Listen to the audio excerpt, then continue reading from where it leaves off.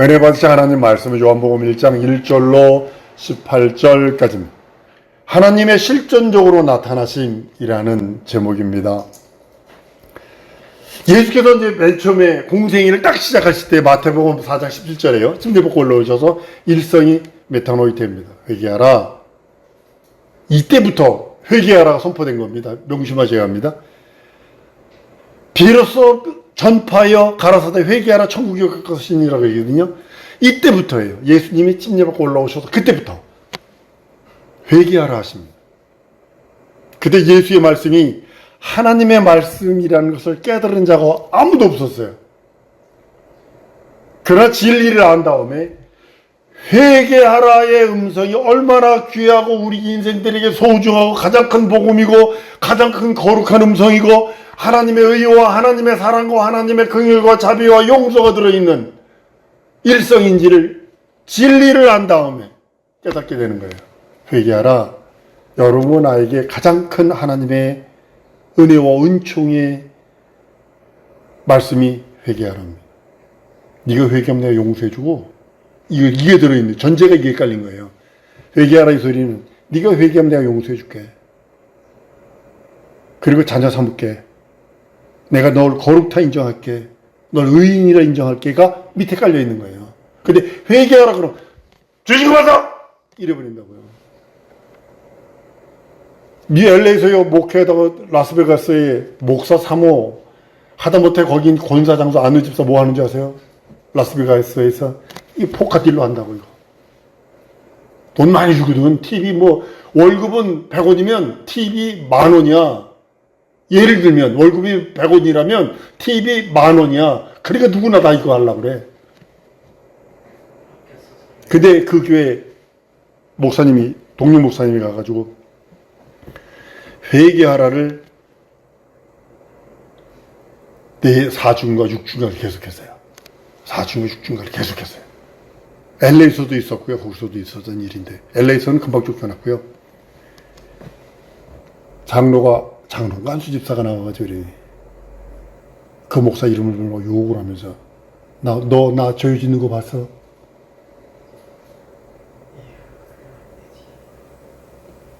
그렇게 쫓겨났어요. 난 잘 쫓겨났다고 난 그 목사님한테 박수 쳐줬습니다.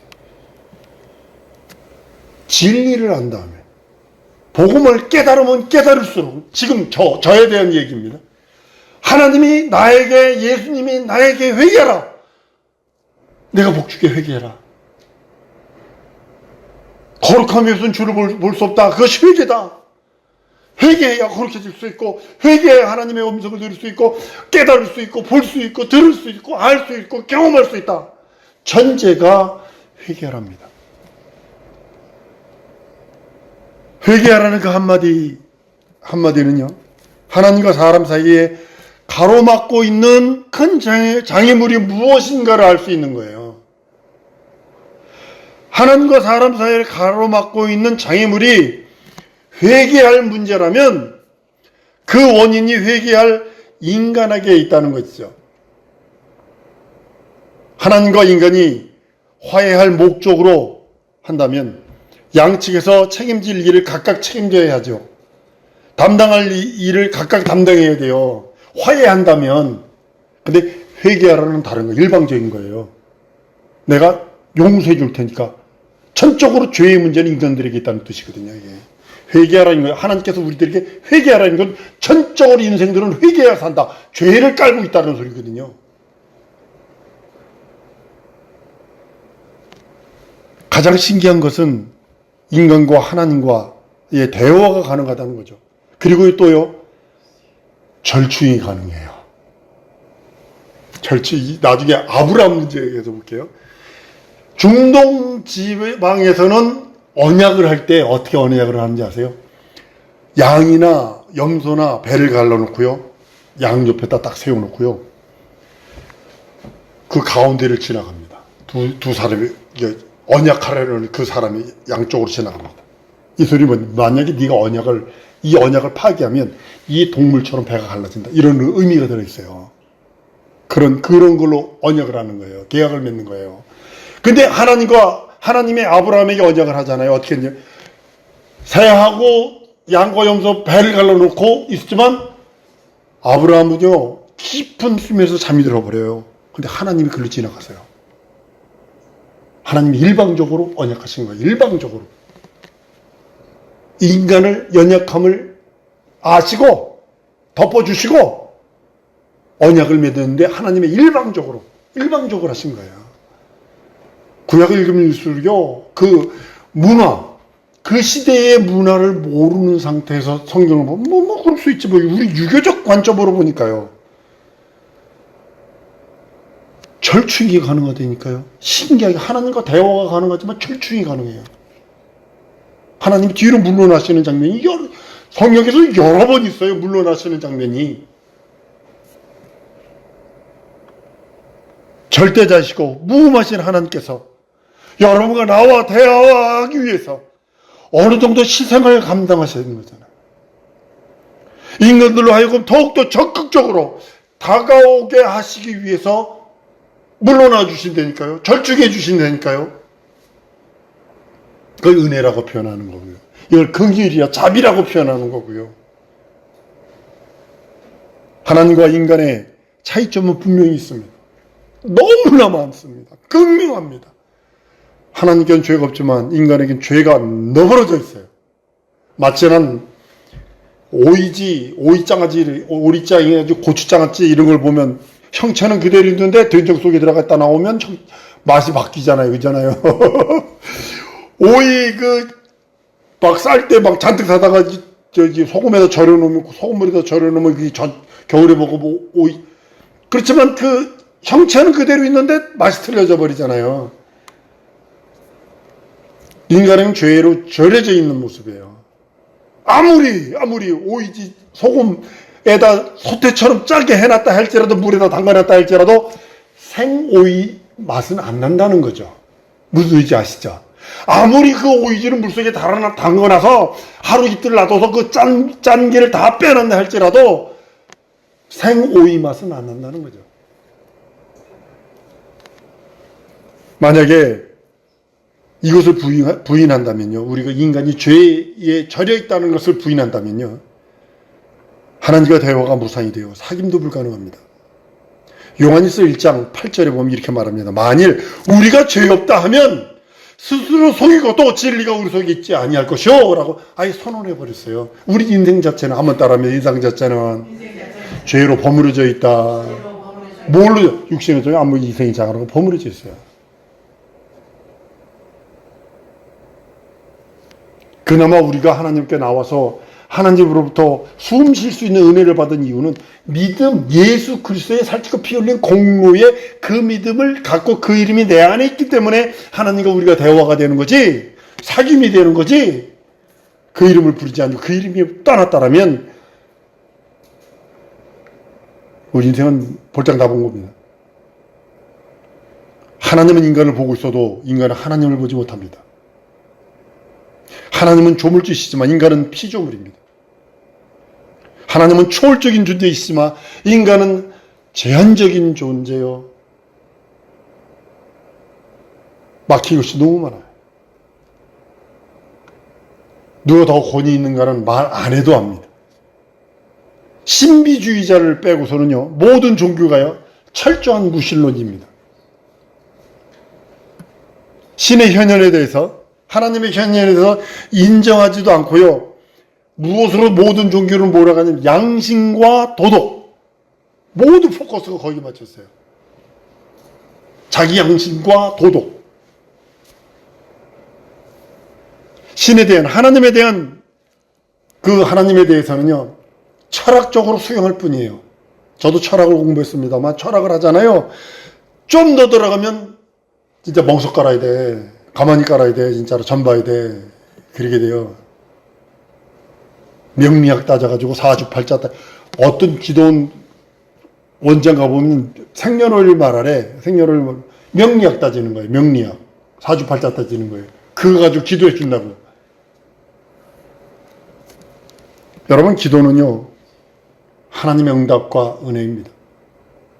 우리 기독교는요, 하나님을 철학적으로 존재로 인식하는 것 아닙니다. 하나님이 현현으로부터 현존하신 하나님, 지금도 현현하셔서 역사하신다는 그것을 믿음의 근거로 두고 있다는 거죠. 하나님을 본 사람은 오늘 18절에 본문 말씀이요. 하나님을 본래 하나님을 본 사람은 없으되 아버지 품속에 계신 독생하신 하나님이 나타나셨다라고 그래서 현현하신다는 거죠. 하나님의 실존에 대한 철저한 신앙과 체험을 바탕으로 한다는 거죠. 다른 일반 종교와 판약의 다른 것이 뭐냐면 철저한 신앙과 체험을 할 수 있다는 거죠. 타 종교는 철학에 기반을 둡니다. 기독교는 실존으로 기반, 하나님이 현현하셨다. 육신이 있고 그 말씀이 육신이 되어 오셨다. 라고 하는 것을 기반으로 하고 있다는 거죠. 이것을 이해할 때만 성경도 이해가 되고요. 참 믿음을 갖게 됩니다. 종교적인 그런 개념이 아니라 이것이 기독교의 고유한 진리이기도 합니다. 세상에 널리 펴져 있는 철학적 세계와 기독교의 실존적인 신앙은 갈등합니다. 부딪히게 돼 있어요. 철학적 세계로부터 실존 신앙에 대한 아주 매도하는 게 뭐 만나봐서 봤어 눈으로 봤어 이러면서 이제 그래서 철학적 하나님이 있으면 있는 거고 물은 물이고 산은 산이고 이런 식으로 간다고요.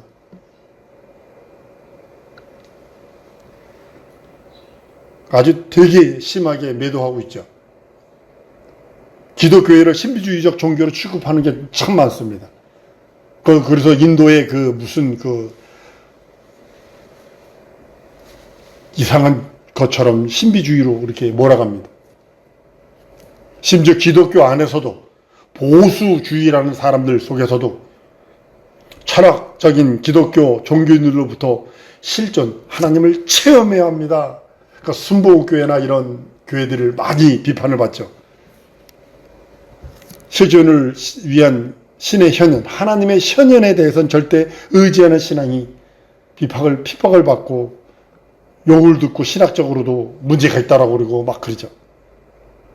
아니면 신비주의야 그거. 막 기도를 뭐 그렇게 많이 해. 하나님이 뭐 귀가 멀었어 뭐 이러면서 이러면서 막 성경을 뭐 그렇게 뭐 많이 읽어 뭐 이러면서 막 그래요. 실제로 그래요. 뭐 교회 아시는 사람 뭐 교회 장로님은 교회 와서 또 소리라도 기도하면 와가지고 탁탁 친다는 거야. 하나님 귀 먹었어 조용히 해. 조용히 기도해. 묵상 기도해. 그거 다 졸지. 다 자지. 일반적으로 신학자의 신앙과 평신도의 신앙이 분리되고 있어요. 여러분 신학자들이 쫄리면 뭐라고 그러는지 아세요? 너 신학했어? 이 소리예요. 신학자들이 쫄리면 너 신학했어? 뭐 이런다고요. 우리는 성경을 갖다 대면요. 아주 저도 THM 하면서요. 모 교단 목사하고 아주 대판 붙은 것 중에 하나가 그건데요. 그들은 신학을 갖다 대고 나는 성경을 갖다 대고 누가 이길 것 같으세요? 성경을 갖다 대면 이긴다고요? 말은 못해. 그렇지만 그럼 당신 말 조심하세요. 잘하면 적그리스도 될 수 있어요. 이 하나님 말씀이 변치 않는 말씀인데 당신 지금 그 말 하면 그 말 조심하라고 그 말하면 성경이 잘못됐다는 것을 당신 스스로 인정하는 거야. 당신 교리로도 안 맞아. 그랬더니 얼굴이 빨개지더라고요. 교리주의자들의 신앙과 체험주의 신앙이 크게 충돌하죠. 신육, 그거 왜 필요해? 뭐 병은요? 막 이러면서. 신육 왜 필요하냐고, 그 병은요? 귀신전도가 무당들이 하는 거 이러면서 성령방해까지 해가면서.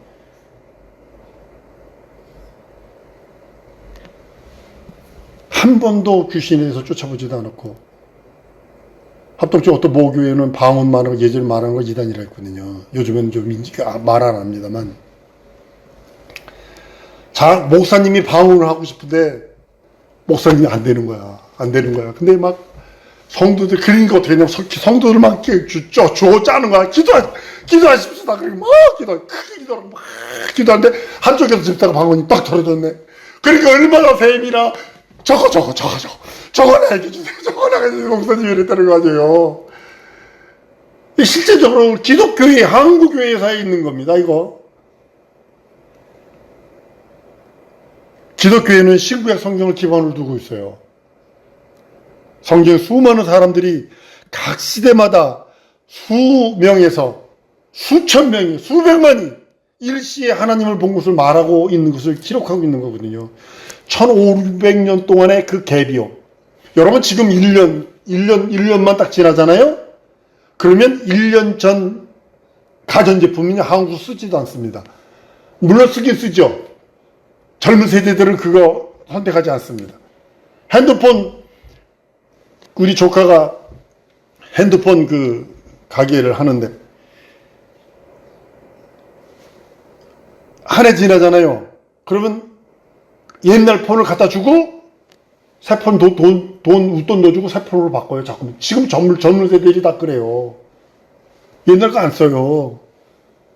근데 이게 1500년의 갭이 있다고요. 예수 그리스도에 대한 신구약 성경의 그 내용은요. 왕이 하나님을 봤어요. 서민이 봤어요. 어부가 봤어요. 건강한 사람이 봤어요. 문둥병자가 봤어요. 장님이 봤어요. 하나님을 보고 보았고 만났고, 병약한 자가 하나님을 보았고 만났고, 부자가 하나님을 보았고 만났고, 어떤 사람은 심령의 답답함을 안고 부자인 그로 후회하면서 가고, 가난한 자가 하나님을 본 이야기가 기록된 것이 성경입니다. 1500년 동안의 그 오류가 없어요. 성경을 뒤져보면 오류가 발생하지 않아요.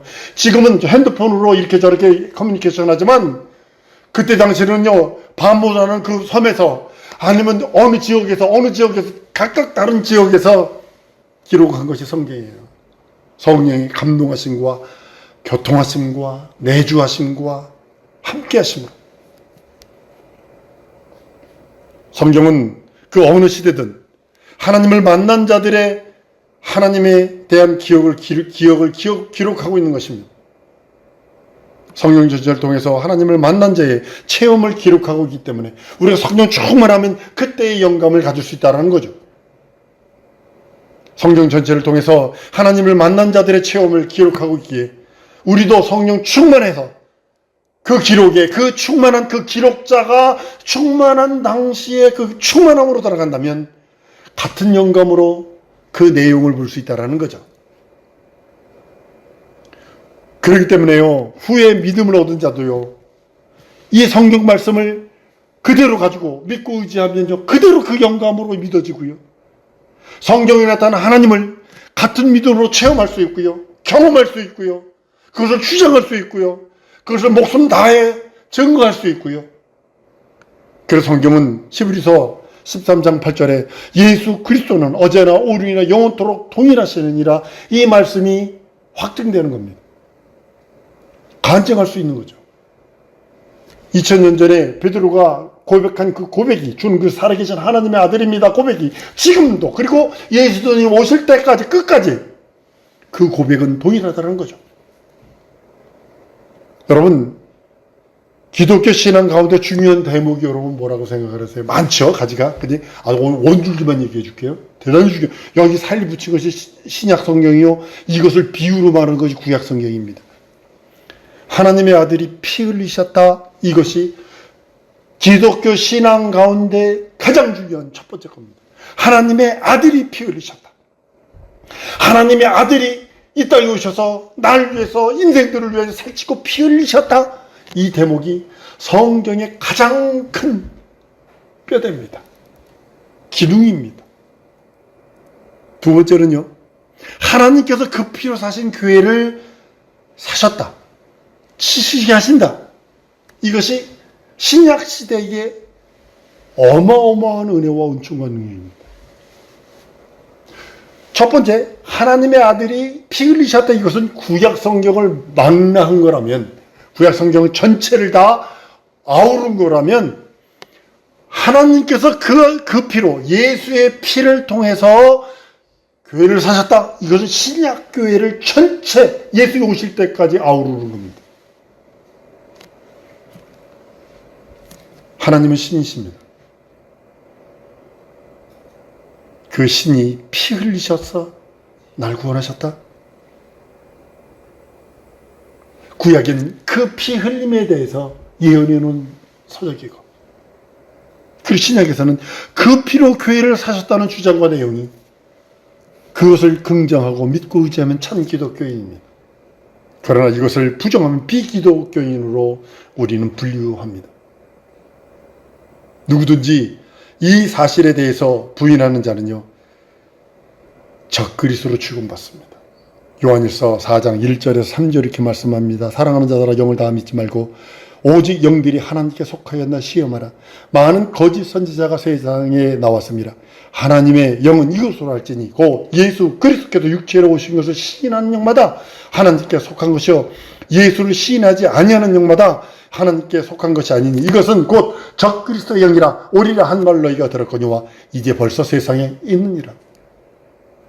요한 1서가 기록됐을 때 주후 85년에서 한 90년, 100년 그 사이입니다. 요한계시록이 하면 95년에서 100년이라면 그렇게 잡습니다. 예수님 오시고 부활성 이제 100년 만에 적그리스도가 왔느냐 이렇게 기록하고 있다는 사실이죠.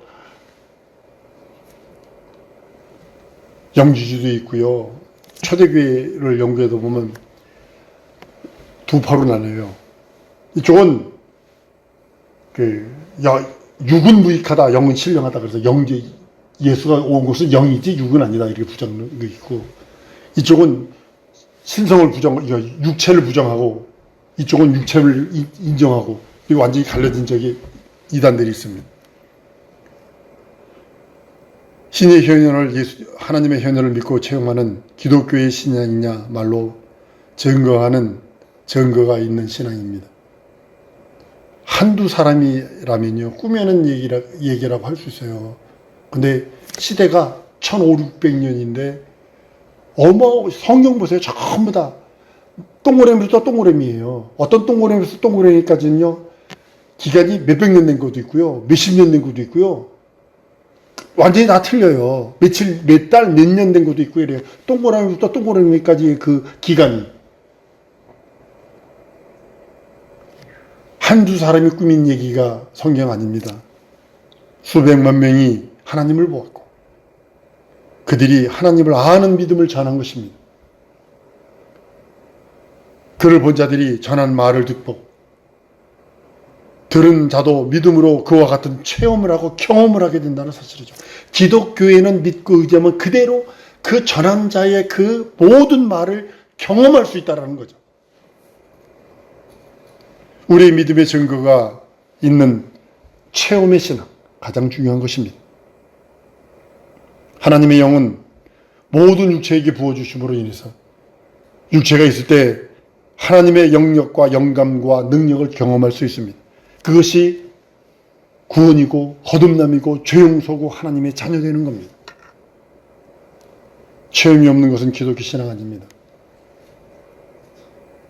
모든 종교가 신념을 통해서 미래를 바라보는 소망을 가지겠지만, 기독교회는 기독교의 신앙은요, 현실에서 현현하신 하나님을 체험함으로 그 음성을 듣고 그 능력을 힘입어 경험하는 것입니다. 이와 같은 증거는 사실 신약교회 안에 성령이 직접 임재하셔서 권능이 임함으로써 나타나게 되는 것입니다. 하나님의 나라와 예수의 현현에 대한 증거 모두가 약한 자와 죄인에게 더 확실하게 증거를 나타냅니다. 강한 자, 부자, 건강한 자, 힘 있는 자에게 하나님의 현현, 예수의 현현이 증거가 드러날 수도 있지만, 약한 자, 죄인, 그 역사가 더 확실하게 드러납니다. 자기가 연약한 걸 알고, 자기가 죄인인 걸 알고, 자기가 부족한 걸 알 때 하나님께서 그에게 찾아와 주십니다. 그를 의지할 때. 이런 역사는요, 어제나 오늘 영원토록 동일하게 역사하시는 우리 하나님이십니다. 사랑성도 여러분들 하나님 앞에서만은 하나님의 공로만 의지하세요. 실력도 있어야 돼요. 세상적인 실력과 그런 것도 있어야 됩니다. 그러나 하나님 앞에서는 하나님의 공로, 예수의 살찌고 피 흘린 그 공로의 능력만 인정하세요. 다른 건 인정하지 마세요. 그리고 그것을 들고 그 앞에 나가는 겁니다. 그리고 그걸 들고 기도하는 겁니다. 그걸 들고 인생 살아가는 겁니다. 이 시간에 기도할 때 하나님, 내게 주신 하나님의 은혜가, 내게 주신 하나님의 은총과 사랑과 능력과 이적과 표적과 증거가 내 영혼에 차고 넘치게 하시고 하나님이 내게 향한 하나님의 뜻을 이루실 때까지 놓지 마시옵소서. 나를 붙들어 주시고 내게 더욱더 아름답고 선한 길로 인도하시고 만날 만한 자 만나게 하시고 역사하시고 도와달라고 말씀 기억하시면서 우리 다 같이 기도하십니다.